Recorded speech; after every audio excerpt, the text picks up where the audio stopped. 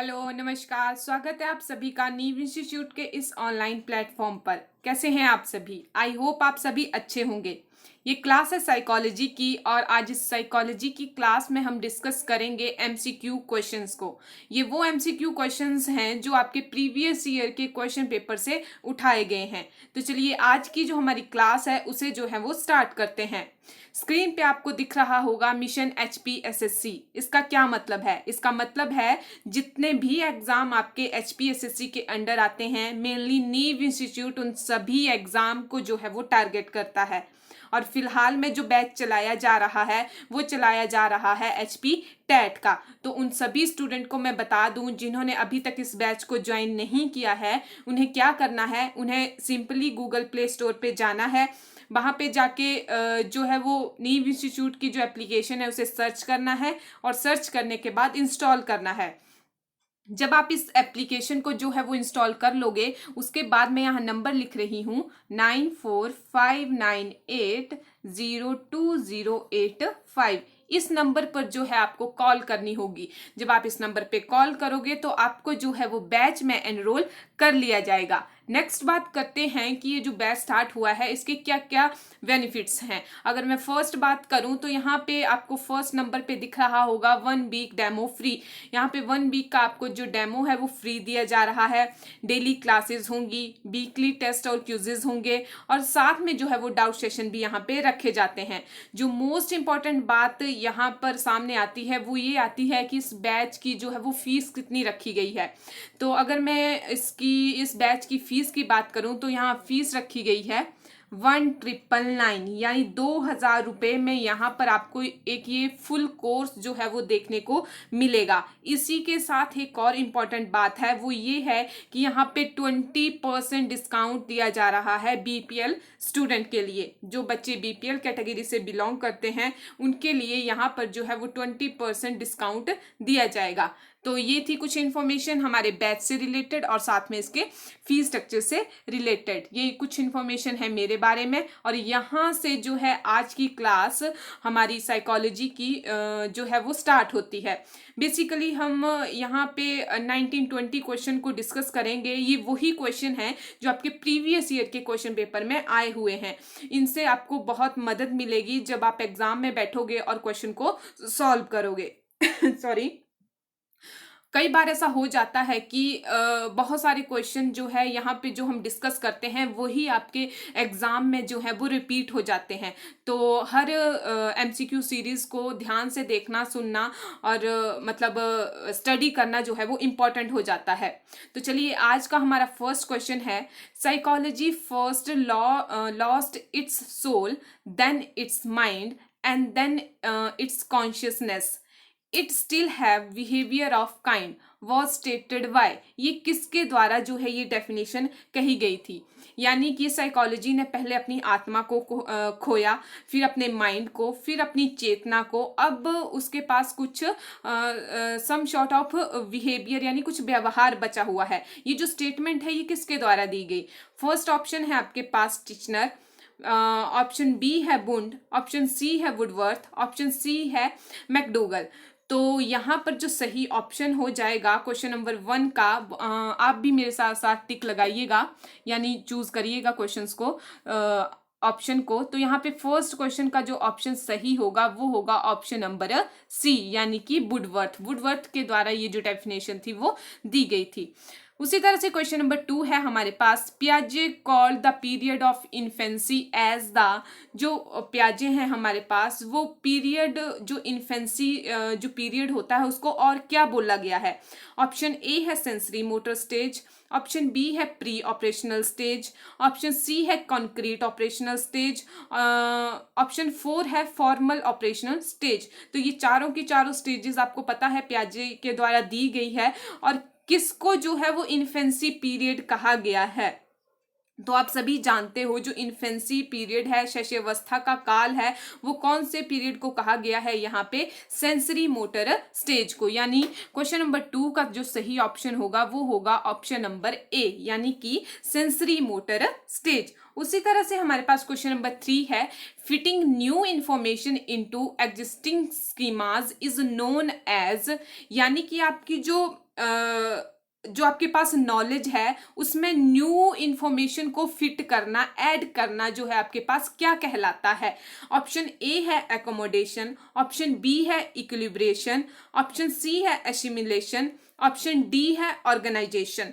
तो जब भी ऐड करने की बात आती है या फिट करने की बात आती है कि जो आपके पास नॉलेज है उस नॉलेज में किसी न्यू इंफॉर्मेशन को क्या कर रहे हो, आप ऐड कर रहे हो, तो वो जो प्रोसेस है वो कौन सी प्रोसेस कहलाती है? वो कहलाती है आपके पास यहाँ पर सही ऑप्शन होगा ऑप्शन नंबर सी, यानी कि क्वेश्चन नंबर 3 का जो सही आंसर होगा वो होगा ऑप्शन नंबर सी, यानी कि एसिमिलेशन। उसी तरह से क्वेश्चन नंबर 4 है हमारे पास, according to Vygotsky learning can not be separated from. जो साइकोलॉजिस्ट हैं हमारे पास वाइगॉस्की, उन्होंने क्या कहा है लर्निंग के बारे में कि जो लर्निंग है, जो अधिगम है, उसको किससे जो है वो अलग नहीं किया जा सकता। ऑप्शन ए है रीइंफोर्समेंट से, ऑप्शन बी है a measurable change in behaviour, option C है परसेप्शन एंड अटेंशनल प्रोसेस, या ऑप्शन नंबर डी है इट्स सोशल कॉन्टेक्स्ट। तो आपको पता है वाइगॉस्की की जो थ्योरी है जो हमने पढ़ी है वो सोशल लर्निंग पर ही है। तो उन्होंने क्या कहा है कि जो लर्निंग है, जो अधिगम है, उसे सेपरेट नहीं किया जा सकता, इट्स सोशल कॉन्टेक्स्ट, यानी कि सामाजिक जो वातावरण है उससे लर्निंग को जो है अलग नहीं किया जा सकता, यानी कि लर्निंग यानी अधिगम और ये जो सोशल कॉन्टेक्स्ट है ये साथ साथ में ही होते हैं। तो यहाँ पर क्वेश्चन नंबर 4 का जो सही आंसर होगा वो होगा ऑप्शन नंबर डी, यानी कि it's social context. Next question देखते हैं हम। क्वेश्चन नंबर 5 है यहाँ पर, प्रोसेस ऑफ सोशलाइजेशन इंक्लूड, यानी सामाजिकरण की जो प्रक्रिया है, जो प्रोसेस है, वो अपने अंदर क्या क्या समाहित करती है, क्या क्या इंक्लूड करती है। ऑप्शन ए है acquiring value and belief, option B है learning the custom and norm of the culture, option number C है अडेप्टेशन ऑफ सोशल नॉर्म्स, या ऑप्शन नंबर डी है ऑल ऑफ दीज। तो ये जो तीनों ऑप्शन हैं ऊपर के ए, बी और सी, ये सारे ही आपकी सोशलाइजेशन प्रोसेस के अंदर आ जाते हैं, यानी कि आप एक्वायर करते हो वैल्यूज को बिलीफ में। जब भी एक बच्चे की, एक चिल्ड्रन की जो सोशलाइजेशन प्रोसेस होती है, यानी जब वो समाज में रहना सीखता है, एडजस्ट करना सीखता है, तो ये जो सारी वैल्यूज हैं, जैसे वैल्यूज होगी, बिलीफ होगी, ये सारी जो है वो ऑटोमेटिकली उसको आ जाती हैं। सोशलाइजेशन प्रोसेस उस टाइम जो है उसकी हो रही होती है। या अडेप्टेशन ऑफ सोशल नॉर्म्स, जो सोसाइटी के कुछ नॉर्म्स होते हैं, कुछ रूल्स होते हैं, उनको अडेप्ट करना, ठीक है, ये सारी प्रोसेस किसके अंडर आती है? सोशलाइजेशन के अंडर। तो यहाँ पर क्वेश्चन नंबर 5 का जो सही आंसर होगा वो होगा ऑप्शन नंबर डी, यानी कि ऑल ऑफ दीज। उसी तरह से क्वेश्चन नंबर 6 है यहाँ पर, both the chronological age and the mental as of pupil is 7 year, he may be classified into which category। वो कौन सी कैटेगरी में आएगा? अगर आपके पास क्रोनोलॉजिकल एज भी 7 है और मेंटल एज भी 7 है, तो जो कैटेगरी आपके पास बनेगी इंटेलिजेंट क्वोशेंट के अकॉर्डिंग, वो कौन सी कैटेगरी बनेगी? अब आपको इंटेलिजेंट क्वोशेंट का जो फॉर्मूला है, आईक्यू का जो फॉर्मूला है, वो पता होना चाहिए इस क्वेश्चन के लिए, ठीक है। आप जानते हो जो फॉर्मूला होता है वो किस तरह का होता है? वो होता है आपके पास mental age upon chronological age into 100। तो यहाँ पे मेंटल एज भी 7 है, क्रोनोलॉजिकल एज भी 7 है, और इंटू 100 जब हम करते हैं तो 7 से 7 कट हो जाएगा और ये 100 जो है आपके पास बच जाएगा। तो ये जो 100 की रेंज है जो हमने पढ़ा है, 90 से 110 की जो हमने रेंज पढ़ी है, वो किसके अंडर आती है? अभी ऑप्शन देखते हैं।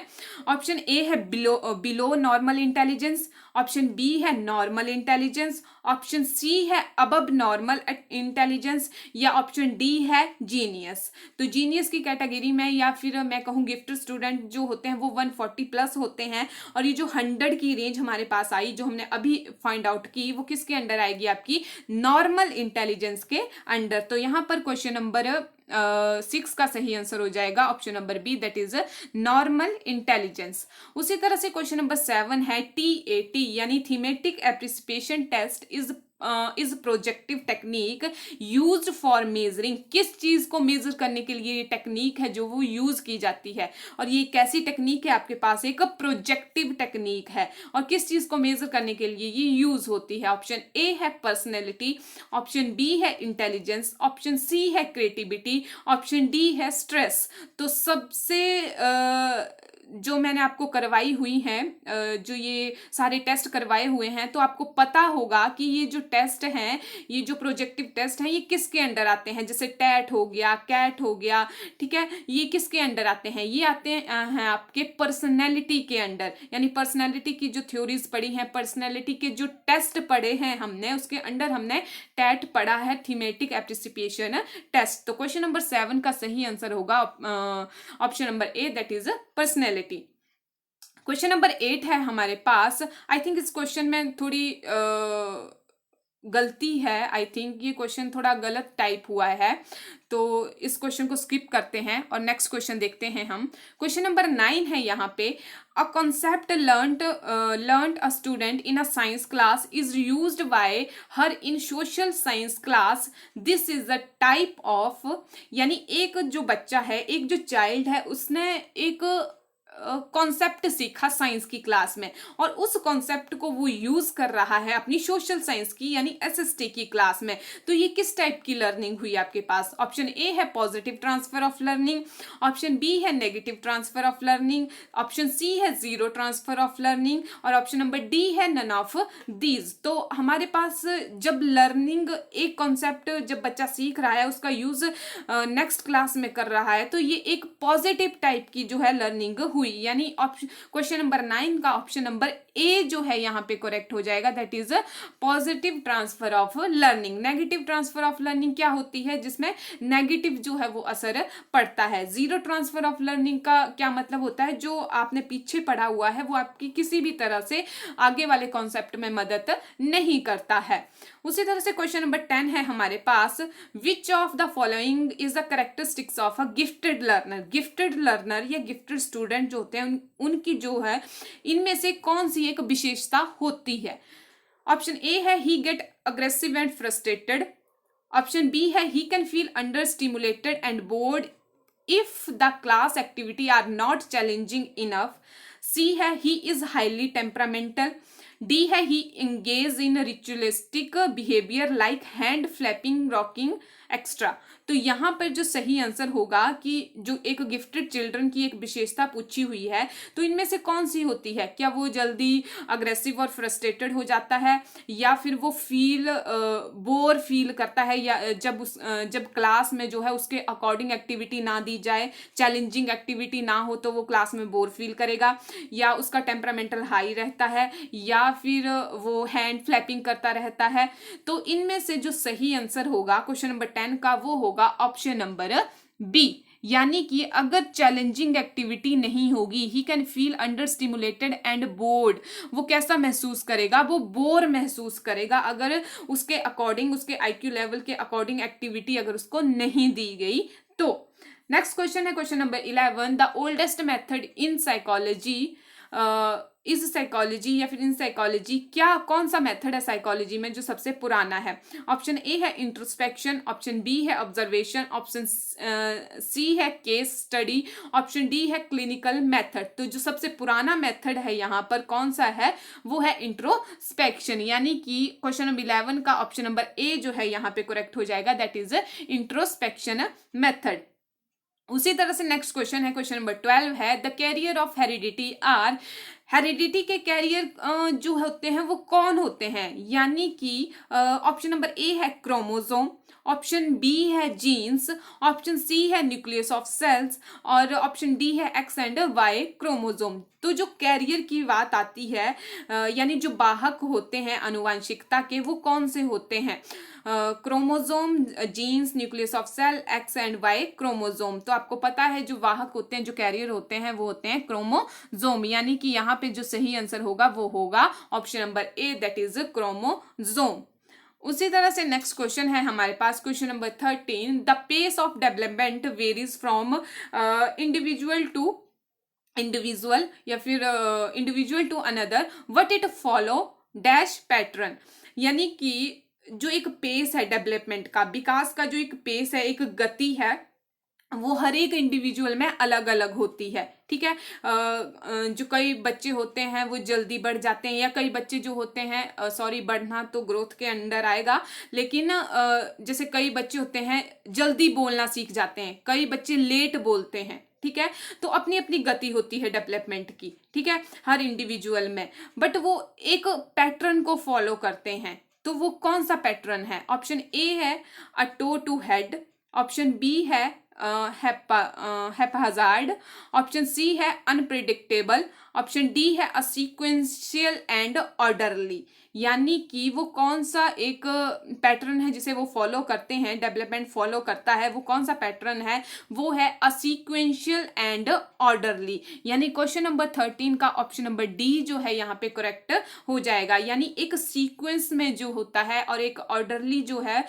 वो डेवलपमेंट होती है बच्चे की। ठीक है, यानी कि ऐसा नहीं होगा कि एक बच्चा जो होगा पहले क्रॉल करना सीखेगा, उसके बाद खड़ा होना सीखेगा, फिर वो चलना सीखेगा, फिर वो दौड़ना सीखेगा। ये एक सीक्वेंस में होता है और ये हर एक कंट्री का बच्चा इस तरह से ही करेगा। ठीक है, ऐसा नहीं है कि इंडिया वाला बच्चा जो है वो पहले क्या बोलते क्रॉल करना सीखेगा, उसके बाद वो दौड़ना सीखेगा। नहीं, हर एक सीक्वेंस में ही सारा ये ऑर्डर जो है वो चलता है। क्वेश्चन नंबर 14 है विच of the following statement is not correct about development. इनमें से कौन सी एक स्टेटमेंट जो है वो डेवलपमेंट के बारे में सही नहीं है? ऑप्शन ए है each phases of development has its own hazards. हर एक डेवलपमेंट की अपनी अपनी प्रॉब्लम्स होती हैं, हर एक डेवलपमेंट का जो फेज होता है उसकी अपनी अपनी प्रॉब्लम होती हैं। ठीक है, development is not aided by stimulation. Option C है development is affected by cultural change, बिल्कुल सही। ऑप्शन डी है each phase of development behaviour, each phase of development behaviour. I think इसमें थोड़ा कंफ्यूजन है लास्ट वाले में। तो इसका जो सही आंसर होगा कि विच of the following statement is not correct, तो यहाँ पे ऑप्शन नंबर बी जो है वो बिल्कुल सही हो जाएगा। Development is not aided by stimulation, जबकि उत्तेजना का भी प्रभाव पड़ता है विकास पर। नेक्स्ट क्वेश्चन है हमारे पास question number 15। The first book of psychology was written by, किसके द्वारा लिखी गई थी फर्स्ट बुक साइकोलॉजी की? ऑप्शन ए है कोहलर, ऑप्शन बी है विलियम जेम्स, ऑप्शन सी है क्लार्क हल, ऑप्शन डी है प्लेटो। तो जो सही आंसर हो जाएगा वो हो जाएगा आपके पास ऑप्शन नंबर बी, यानी कि William James. Principle of psychology जो बुक थी इनके द्वारा लिखी गई थी 1890 में। तो इसका जो सही आंसर होगा वो question number option number B होगा, विलियम जेम्स। उसी तरह से क्वेश्चन नंबर 16 है यहाँ पे, the teacher told Rita that she is not allowed to participate in game period as she has not completed her homework. It is an example of, teacher ने रीटा को बोला कि आप जो है वो गेम्स पीरियड में अलाउड नहीं हो पार्टिसिपेट करने के लिए, क्योंकि आपने जो है अपना होमवर्क जो है वो कंप्लीट नहीं किया हुआ है। तो ये किस तरह का एक एग्जाम्पल है? ऑप्शन ए है ये पॉजिटिव रीइंफोर्समेंट है, ऑप्शन बी है ये पनिशमेंट है, ऑप्शन सी ये नेगेटिव रीइंफोर्समेंट है, या ऑप्शन डी है ये टेंजिबल अवार्ड है। तो ये एक तरह की पनिशमेंट है। तो क्वेश्चन नंबर 16 का ऑप्शन नंबर बी जो है वो करेक्ट हो जाएगा, that is punishment. Question number 17 है यहाँ पे, out of box is related to. Out of box किससे रिलेटेड है? ऑप्शन ए है कंसिस्टेंट थिंकिंग से, ऑप्शन बी है मेमोरी बेस्ड थिंकिंग से, ऑप्शन सी है डाइवर्जेंट थिंकिंग से, या ऑप्शन डी है कन्वर्जेंट थिंकिंग से। तो आउट ऑफ बॉक्स यानी दिशाओं में सोचना। ठीक है, एक क्वेश्चन के बहुत सारे आंसर निकालना, यानी हर एस्पेक्ट में सोचना, वो किस थिंकिंग के अंडर आता है? वो आता है आपका डाइवर्जेंट थिंकिंग के अंडर। यानी कि क्वेश्चन नंबर 17 का ऑप्शन नंबर सी जो है करेक्ट हो जाएगा, that is divergent thinking. Question number 18 है यहाँ पे, name the theory which advocate sudden solution to the problem. वो उस थ्योरी का नाम बताओ जिसमें सडन सोल्यूशन जो है वो निकल के आते हैं किसी भी प्रॉब्लम के। ऑप्शन ए है ऑपरेंट कंडीशनिंग, ऑप्शन बी है theory of insight, option C है trial and error theory, option D है क्लासिकल कंडीशनिंग।